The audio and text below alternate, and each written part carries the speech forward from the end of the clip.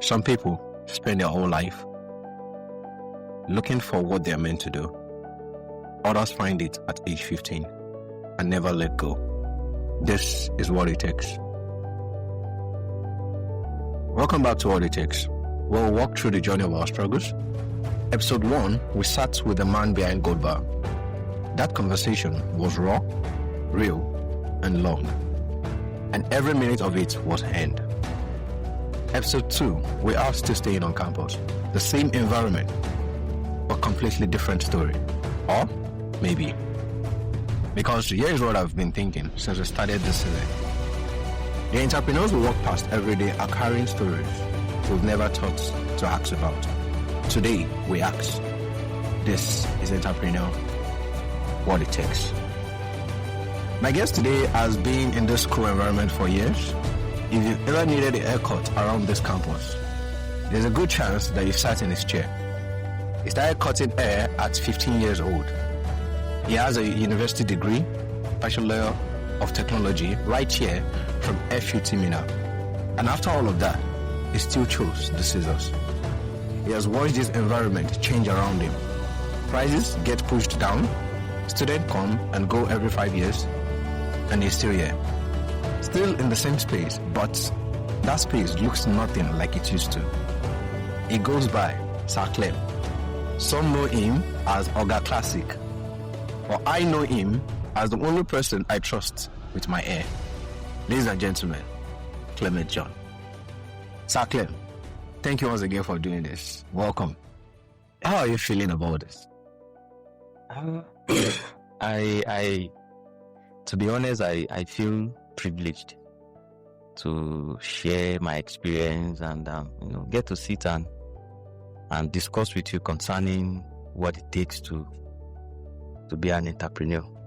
Thank you very much. Yeah, thank you very much. Okay, so this particular part interested me. Sir Clem, Oga Classic. Yeah. It seems like two different names for just two different set of people. I don't know. So how did those names come about, and which one do you actually answer to? I answer to the both. My name is actually Clement John.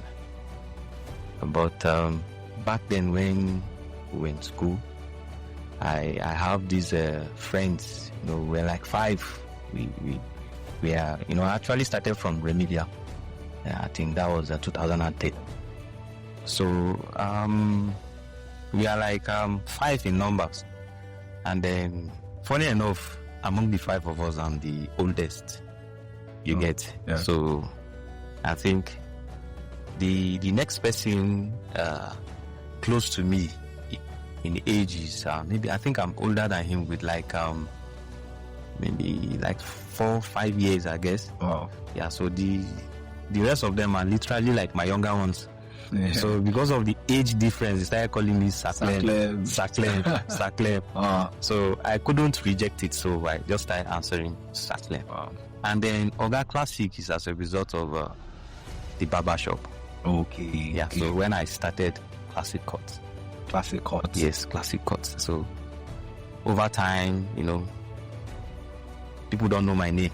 They only call me Sir Clem. So I answer the both. Wow. So anybody who call me Sir Clem must have been someone who knew me long ago, and then along the line there are people who hear you call the name and then just flow along the way.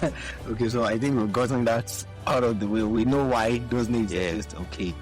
Okay, so before we get to anything else, I want to know, who is Clement John? Not the barber, not Sir Clem, the person. Clement John is like every other human being out there. Very quiet, very reserved, and an intentional person. Very intentional about anything I set my mind to. So that is just it. I'm just like every other person out there, but I'm different because when I set my mind to do something, I make sure I go for it. And that's very evident in what you forward to today, necessarily, because we'll get there. All right, so take me all the way back. You started cutting you said you started cutting at the age of 15. That's not something that most 15 years old are doing. I mean, most 15 years old are probably just starting to grow into life, yeah. So you started cutting at the age of 15. Can you tell me what was happening in your life at that point? At that age that you started cutting, like why did you start cutting at that age? You know, I started cutting at about that age unconsciously, like you know, back then. For the fact that, you know, I'm over 30 years, you should understand that growing up with parents, you know, back then, our parents believe in hard work. Do you understand? Yeah. And unlike my own case, haircut is more of a talent. It runs in my family. Wow. Yeah. So I grew up, my dad used to cut my hair, you know, with razor blade back then. Yeah. And then my elder brother do cut hair too.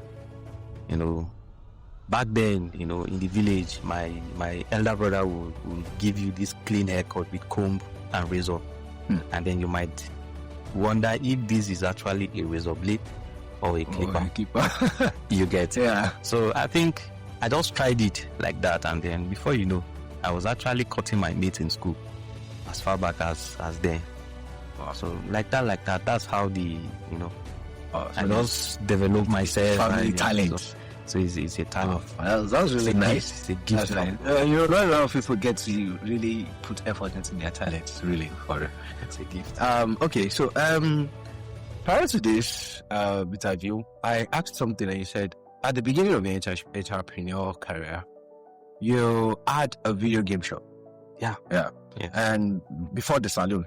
So you clearly had this entrepreneurial mind, even way back. And then what I want to ask now is, what happened to the video game shop? Like, what made you leave it and pivot for barbering? One of the major reasons is sustainability. And then as the world is changing, you know, we are more of in a computer age now. Yeah. You get. And back then when I started playing video game, it was Sega, Famicom. Okay, yes. You understand? Yeah. PS1. Wow. There was no PS2, PS3 and all that. But I started my own business when there was PS2. Okay. So I was using Xbox. There's this Xbox then. I discover, you know, there is this constant evolution of change for video game. You understand? Yes. So you just have to keep updating. Updating. Then it gets to a point, I think it was around PS3, where, you know, people started owning laptops. You know, you get, so people now prefer to play video games on their laptops and phones. Yes, the emergence of smartphones and the rest. Yeah. You get. Yeah. In fact, there's a PSP and all that. So people no longer patronize video game that much. Wow. So you quickly saw that this. Yes. So I it's not like it's not promising, you know, but I discovered running a video game alone, it's more like a temporary business. It is temporary because things changes. Yeah. You could have PS5 today, tomorrow now you discover there's PS6. That's true. So it keeps coming up and then it changes like that. So I felt this is temporary. Let me do something that is more permanent. Anyhow, you know, you still see people who come to cut their hair. Definitely. And like somebody said, it is only the living that cuts their hair. So long as people are living, they will continue to cut their hair. Except you want to look like a man. Okay. And so that's just the reason behind the transition from video game to. And if I may ask, where were you at that point? Like during that time you owned the I was done video with game shop. I was done with secondary school. I was in Kaduna. You were not in the university yet. I was in the university yet. So you started way before university. Yes. Wow. Yes. Wow. How old were you then? Around what age? I had my first video game shop. I started it 2011. Wow. I think 2011 I was like 22 or thereabout. I was in my early 20s at that time. That's amazing. Yeah. Right. Okay, so thank you very much for that. I have this. Okay, here's this thing that fascinates me. Yeah, you went to the university. Sorry. So you already went to the university. You have a BTech in transport management. Yes. From this same school. Yes. And yet, here you are, still behind the chair. Was that a difficult decision or was it an easy one? I mean, a lot of people that end a degree will probably just go directly into looking for jobs that suit that degree and everything. So was it a difficult decision to be like, no, I'm putting down this degree, I'm going to do this? Or was it pretty easy? It wasn't a difficult decision for me. The decision is actually fostered by experience, and I've been in business for a while, like for a very long time, even while in school. Yeah, you understand? So I felt it's easier for someone to create wealth while doing business than to get a 9-to-5 job. But let's say you are earning salary. Yeah. You are under control. You are living another person's dream, or helping someone else actualize his own wealth creation dream. You get? Yeah. And so I believe it wasn't a difficult decision for me, honestly. You always knew you were meant to be an entrepreneur. Yeah, because back then, let me tell you something. Yeah. When I was in 300 level, Okay. There was no much about this Yahoo as at that time. Yes. Boys were either living on their parents' income in school. Yes. I actually saw myself through university from my barbershop. Wow. That's from 100 level down to 500 level. Do you understand? Wow. So in 300 level, there was an analysis carried out in my department at that time. I was the richest person in my class. Wow. I think then I was earning around 300k in a semester, where I can boast of my own income, personal income earned by myself. Others are getting stipends from their parents. Yeah. You understand? But I think after that year, social media and then internet, people started seeing the opportunities on the internet, and then people are still doing fishy things on the internet. You get? Yes. But some are making it legitimately. You understand? So from there, I knew entrepreneur was the way. Entrepreneur is just the way forward for me. Yes, and personally, I don't like the idea of answering yes sir to people. You understand? I think that's a common thing. So I believe there was one time my dad thought of I think after school he thought of looking for police job for me. Is it civil defense? I just answered him not to piss him off, but then it wasn't in my agenda at all. Business is just the way forward. It's just the way forward. Okay, that's it. So you are in control of your income, you are in control of your growth, and control of the shiggies too. Everything. Yes. All right. So you said from 100 level. So you started your barbershop right there from 100 level.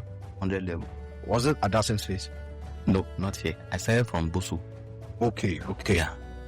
Because I was coming all the way from Boso to GK at that time for class. Yes. I was living in Boso with my friends. Okay, yeah, that's friends. So I relocated from Boso to GK when we entered 200 level. At that time, I was having difficulties, like I couldn't manage business and schooling. You understand? Yeah. So I had to look for a way to balance up. So I relocated to GK. Then I was squatting with a friend. And then I had to look for shop, and that was how Plastic came up here. But there was Plastic in Boso before Plastic here. It just moved what was happening there. This is this. Yeah. So Classic Court started from Boso and came down here. Wow. That was really amazing. Okay. So along this entire journey, did anyone, family, friends, even lecturers, ever question why someone with a degree cutting hair? Like, what did he tell you? I'm very sure, I don't know, someone must have said something along the way. Like, oh, you have a degree, bro. Why are you still cutting hair? Like, has there been anyone like that? What did you tell them? A lot of people. I used to have this friend back then in school, secondary school. He knows me as a barber, even while we were in school. You know, after school, graduation and all that. At some point we were talking and he'd be like, where are you? I said, still in me now. What are you doing? Still cutting hair. He was like, bros, you know they tired to barb. You don't look for a better job. At least come to Lagos now. Come on, at least get a job. To them, they feel someone who works alone or somebody who is into business is suffering. And you know, there's a way people look at haircut business. Yeah. They don't see it like a business.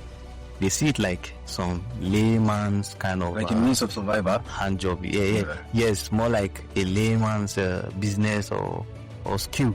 You understand? So there's this restriction to how barbers used to look. You know, back then people still see barbers like the way they used to see them back then. You understand? But then you can be the way things are evolving. You can actually evolve with time. Yeah. You understand? So like that. And then there was one time, one of my HOD, you know, I was privileged to witness 2 HODs in my department. So I think one, I was very close with him. He was my project supervisor. So he keeps telling me, he used to call me, I have a middle name, Mbede. So he doesn't really know how to pronounce the name. He's a Yoruba man. Confused.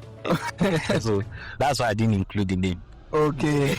So he'll be like, buddy, say, why don't you just come back for masters? I should come and run my masters rather than, you know, they don't really see future in haircuts. You understand? And so they feel like, you just be living an average life or maybe below average cutting hair.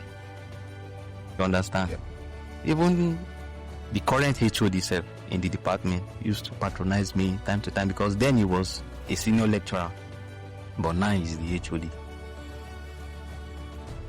There are opportunities in the university. Why not come back for masters?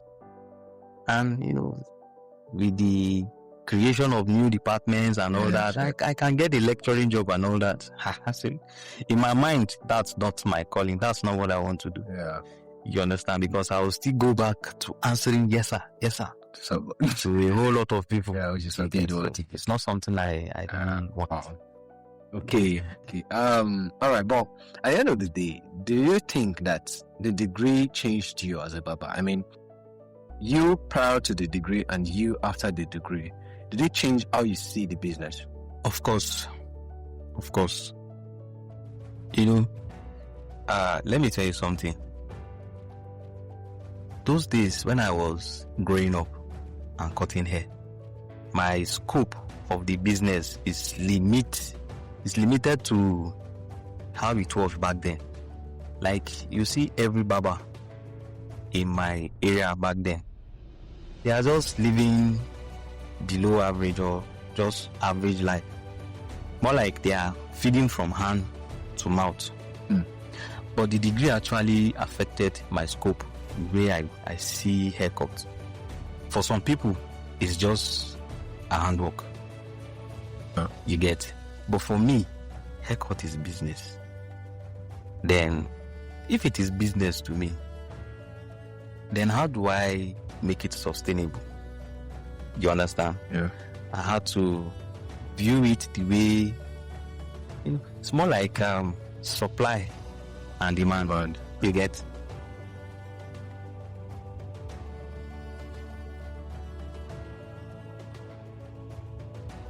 So more like demand and supply. Demand and supply. More like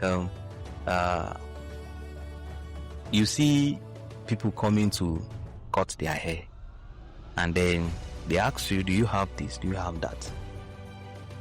And then it dawned to me that I can actually provide these things and sell in the business.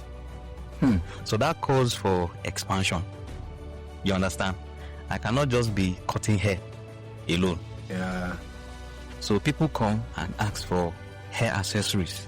Okay. Yeah. So I thought of it, and then I imputed into the business of haircut.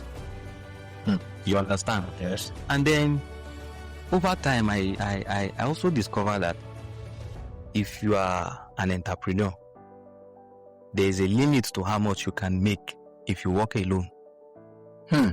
So for you to make more money, you need to be an employer of labor. You just need to be an employer. For you to make more money, you have to Make be more money. You have to be an An employer, employer of labor. labor. You understand? Yeah. So I was running training. You understand? Yeah. I used to have apprentices, but then I discovered I can also monetize this training thing. Yeah. So I have this training I do for students as well. I make more money from there. So it's not just It's not just hair cutting again. business. It is a business. It's all growing enterprise. It's a business. So an ordinary barber out there would think it's just to come and cut, And go. but you'll be limited. You'll just be in one place. So you just have to move with the trend. You know, the world is evolving. You can't tell. A time will come where you just, buy one machine and put your hair and it's just cutting. And we're out of business. I think we're assuming that's the Saudi Arabia. You get. I don't know if it's fake or not. So, and then, you just have to evolve with time. Okay, so honestly, I mean, you must have faced a lot of challenges. Cool. I will go into it. Well, just a simple answer to this. Has there been any points, like that point where you felt like, nah, I'm done, I'm not cutting hair again, let me get a job? No, I can't continue. Has there been any point like that? There was no point like that, but I faced challenges. This is funny because There was no point. you are the second person on this season saying the same exact thing. It's like when you started it, Yes. there was no backup. There was no plan B. You just knew, okay, I have to stay with this. With all the challenges, there was no point where you felt, let me give up. I almost gave up one time. Earlier I told you I saw myself through school from the barbershop. I think when I was in 300 level, that was my most challenging level in school, because I was working and also going to school. But there was one time, I think it was first semester or second semester, 300 level, when my rent was due.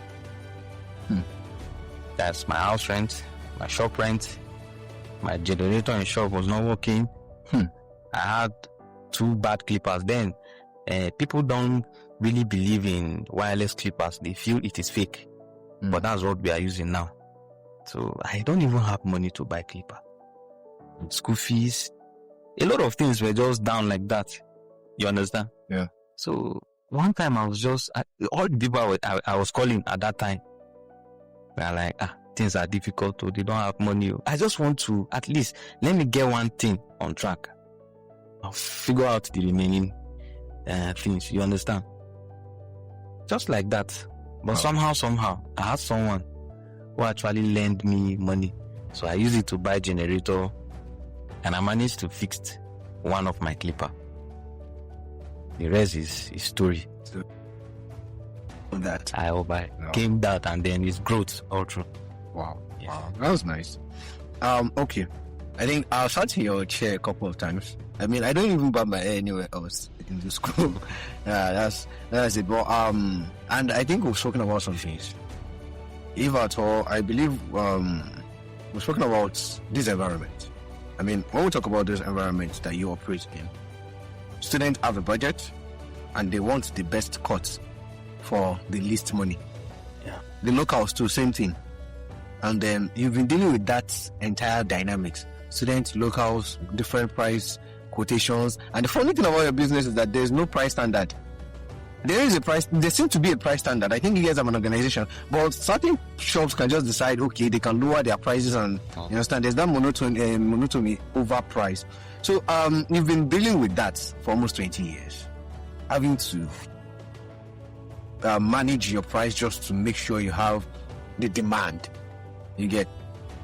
How do you navigate without losing your mind? How do you navigate without losing your standard? First of all, my kind of business is not buy and sell. We render service. And in rendering service, you have to set a standard. You understand? There are production, or let me say running costs. So the cost of running the business, you need to put that in mind, and then from there you can factor out your price such that it will not, bite your customers. And then it will still give room for more people to come. My kind of business is I can't advertise my business, but when I do a good job, it advertises itself. So, yeah. You understand? Yes. And then when you get someone who asks you, I love this your coat. Where did you get it from? And how much is it? And you say it's classic. So the person actually will advertise the business and also state the price. So when it's okay from the other person, sometimes some people will feel like, I actually got something like this elsewhere, but I wasn't satisfied. And the price is almost the same thing, or maybe relatively more. Why not let me just go to Classic and get something like this that is worth the money I'm paying for? You understand? Yeah. So for pricing, you just have to, in this environment, our customer are more of students than locals. Okay. Yeah, locals actually, over time, I discovered that they want good service, but they are not willing to pay. It's not like they can't afford to pay, but they are not willing to pay because they feel they are.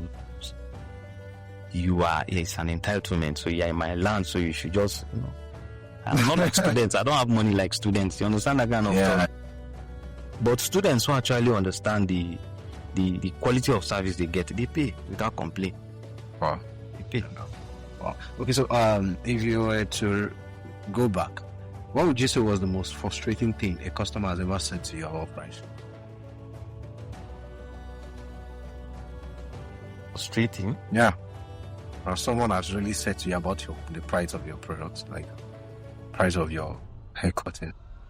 I've actually not had any customer say any frustrating thing to me concerning price.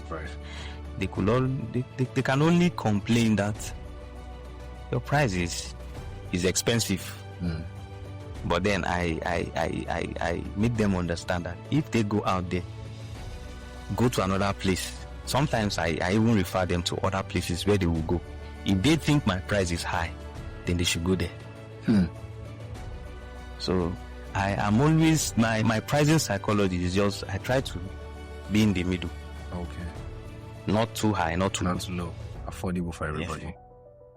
That is why that's how the name Classic comes. Without any diminishing in the quality. Yes, Classic is unique. And then by classic, I mean all class. So the salon accommodates all class of you. Wow. While the service is that's the meaning to the name. That's the brain behind the name, Classic Cut. Wow. Yes. Okay. All right. So you've been in this space for long. Well, from what I understand, it looks like nothing when you started. I mean, that same space. I think when I came here, you were there, and over time, that place kept, changing, evolving, upgrading. You get. So, can you quickly, briefly walk me through the transformation? What did it look like then compared to what it looks like now? When I started Classic here, or when I moved Classic from Boso to GK, I started it with a video game and barbershop merged together. And then I discovered the video game is bringing in lots of children, so I had to stop it because I want to be dealing with matured minds, not kids. Then I had PS2 in the shop for customers to play. But it was bringing in children instead. They want to pay and really. So I had to stop the video game, focus on haircut alone. And then as time goes on, I discovered I can sell products. Started selling products. As time goes on, I discover I can actually employ people to work for me. Yeah. You understand? So that's the evolution. While getting workers, I discovered my space is very small. So there's a need for expansion. Yeah. So I worked towards that and I expand. You get? So over time, I discovered I can still employ more people and run more training. You understand? Yeah. So back then, it used to be just this single or small space. Yes. But now it is bigger. Yeah, definitely. Yes. And then you could just walk in, even without cutting your hair, you could actually get some other services. Yes. Draw money. Yeah. You understand? Yeah, you can buy stuff. Buy stuffs and all that. That's just the evolution. Each of those evolutions was it like more like planned, or was it driven by certain requests? Like somebody demanded for something and then you had to just answer for it. Somebody wanted to learn how to barb, they said, let me train them. It wasn't planned from the beginning. Okay. But then there's something I have in mind right from time, which is evolving with time. You know, we're in a computer age. At some point, the clipper we had back then that they used to use is just like scissors. Before you know, electric clipper came in. You understand? So just like that, I saw the need of. So being in school actually makes you think differently from every other roadside barber. You understand? So it exposes you to a lot of things. You read books and then, yes. So you just need to know that you need to grow. Okay, so for anybody that listens to this and wants to be like an apprentice, what do you look for when you bring someone into your business, like your apprentice and everything? What do you look for in them? What are those qualities you look for in someone that feels like, okay, this person, I can train the person? I don't actually look for anything. Okay. When you come as an apprentice, you should be the one looking forward to gaining experience. Not me. The only thing I do is, among some of my trainees, I retain them as workers. Okay. Yes. So if I retain any of my apprentices as a worker, it means I've seen that this person is hardworking. And I've seen that he is committed. Yes. You understand? So I can actually teach you the business in haircut. Seeing that you are being serious and you really want to learn. So you teach the person beyond the haircut. Yes. Wow, that was really nice. Yes. Okay, so yes, we've covered a lot.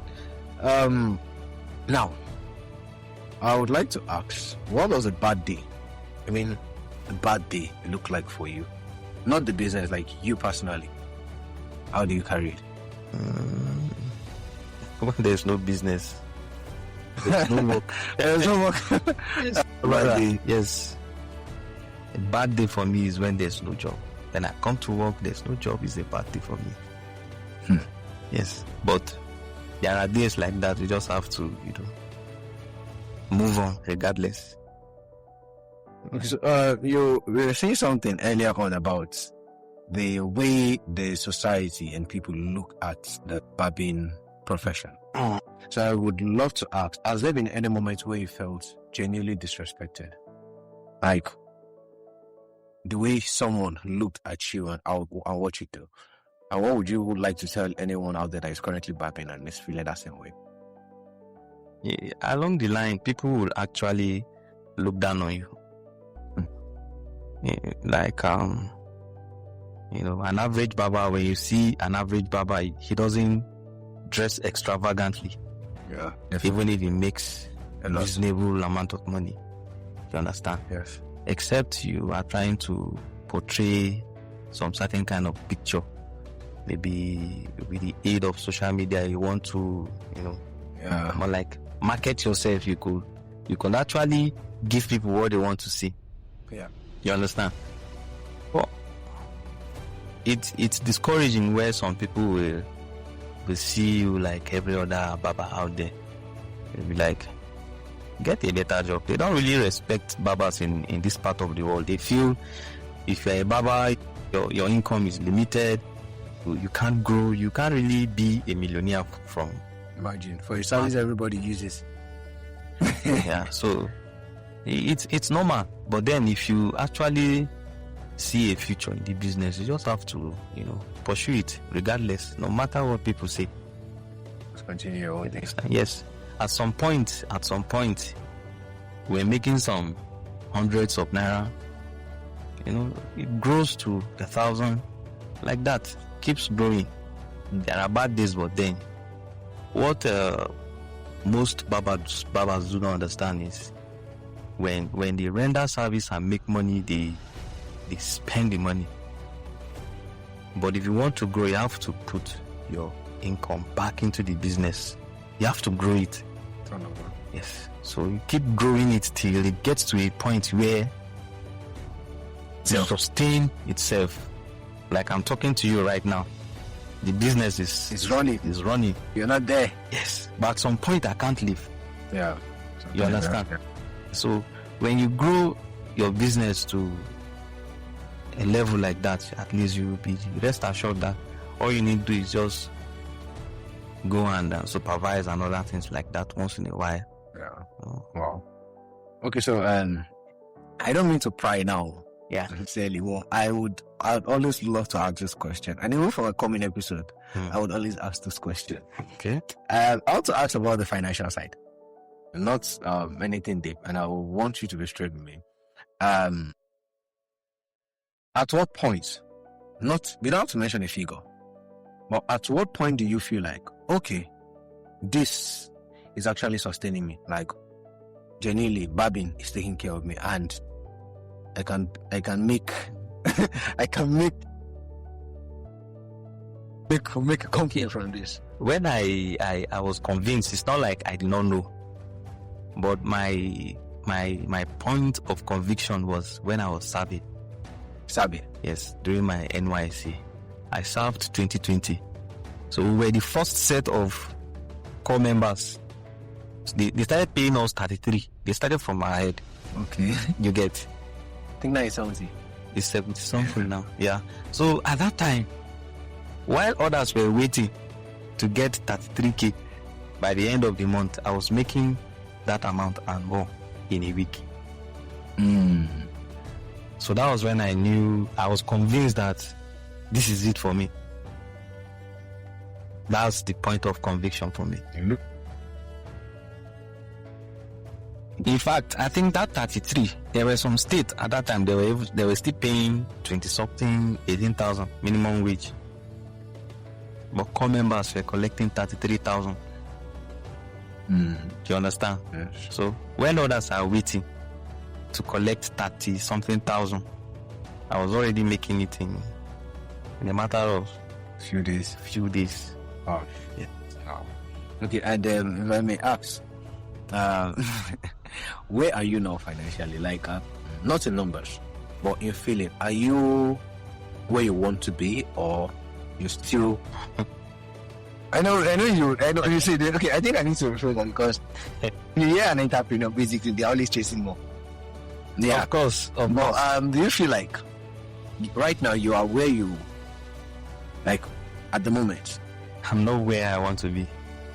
Yeah. Certainly, I'm not where I want to be. But I'm not complaining where I am now. You understand? But I have bigger dreams. More is never too much. More is never too much. Dangote is still making more money. Yeah, definitely. Dropping investments and all that. So if he can be expanding his coast, then who am I? That's true. That's true. You understand? Okay. For the gist of it, what would financial success actually look like for you? Financial success. Like, success. Financial success. When you talk about finance, you're talking about money. Yeah. You understand? But it's not all about money. You understand? I believe if you are talking about financial success, anybody can attain financial success so long as what you have at that moment can sort your needs, can provide your basic need or whatever you need at that moment. If you can afford it, then you've attained financial success. You understand? But if you want to build wealth, it's a different thing entirely. You understand? Okay, so you said you've been barbering since other level, in this school. Yes. Way before but in this school. Yes. Was there any point where this profession, this thing you're doing, affected your education? Like while you were in school? Yes, it did. Any career? A lot. Any career? Yeah, I had like some carryovers that followed me all the way from 100 level to 500. Wow. Before I cleared them. Yes. I can tell you I'm not this lazy kind of student, you understand? Yeah, but at some point I was finding it very hard to balance up school and work. Before I could got it out, I was already in 300 level. Before I could balance up, it was a bit too late for me when I realized how to manage my time. It was a difficult thing. It affected my academics a lot. Thank God we graduated. Yeah. You understand? Congratulations. Thank you. Okay, so I'm not a barber. I've never had to cut anybody's hair, do messy stuff. Or something, but I would like to know what goes through your mind. Like when someone sits in your chair, what are you actually thinking about? What's going through your mind? Like when someone is sitting right in front of you, you're about to cut someone's hair. Yeah. What goes through your mind? Yeah, you are not specific. Is it as regards to cutting hair? Action. Is it as regards to cutting hair or, Okay. A lot of things could be going on in my mind. Like there was one time I was actually hungry. I was just thinking of, let me finish this hair and go and eat. You understand? Yeah. But then after cutting this person, he stood up and was like, this is the best haircut you've given me so far. But in my mind, I was hungry. It's a talent. You understand? But most often times is I look at the if it is as regards to customers, I look at the head, and try to figure out how I can give this person the best. Not compromise my standard. You understand? Because if I don't give you 100, I'll give you 70, 80. Not less than 70. On a bad day, not less than 70. Okay, so we're almost getting to the end, so we need to get to the advice parts. And then what would you tell a young person right now, 18, 19-year-old, who is currently sitting on his skill right now or doesn't think it's good enough to build a life? Well, for me, I can tell you we are in a computer age. We're in an era where there are lots of informations out there. So just look for the one that will profit you as regards to your skill. You will definitely find one that hit the nail on the head. And then hold on to it. Do your research and hold on to it. That's how you see the prospect in what you are sitting on. You understand? And you have to Right. encouraging yourself. All right, thank you for that. Okay, this next question, I'm particularly interested in it myself. Plastic cut. Yeah. Where is it going? Like in the next 5-10 years? Because I'm going to be going to Lagos very soon. I'm done with this school. Is classic cut is it coming to Lagos? Possibly, yes. I have families in Lagos. Okay, I have people in Lagos, yes. So That are even landlords. So in the next 5-10 years, classic will be bigger than what it is now. We are actually not where we want to be. You understand? But it will be bigger than what it is today. It will be a sustainable business that will empower youth. That will actually make a young, growing a young lad see the light in this business. Yes, you understand. So Leaving a legacy. yes, That's really important. Okay, the last thing. If someone is listening to you right now, sitting in your chair or to sit in your chair or just wants to reach out, are you open to that? yeah, sure, I am. And where are they to find you? Obviously at Classic Cut. Well, what about any social media handle for Classic Cut or any, or you personally? Yeah, TikTok? I have a social media handle for Classic Cuts, both on Instagram and Facebook, but I'm very terrible at managing social media. I'm not really a social media kind of person. Okay, so maybe the person that manages social media and reach out to you. But I'm working on that with my wife because she's actually good with writing and all that. Okay. She's good with. You're married? I am. Congratulations. Thank you. And I see a kid, but Yeah, that's my daughter. wow. So like that, there's a social media handle, but it's not really active. But I'm working towards that. Okay, expect to see more from that. Working towards that. All right, everyone. That was Clement John, Sir Clem, or Oga Classic. We know the meaning between with those names now. More than 20 years, same space, different everything. What I take from this conversation is simple. Mastery is not about changing what you do. Sometimes it's about refusing to leave it. If this episode moved something in you, share it. That's how we grow. I am Yusuf Azeem. This is what it takes, and we are just getting started.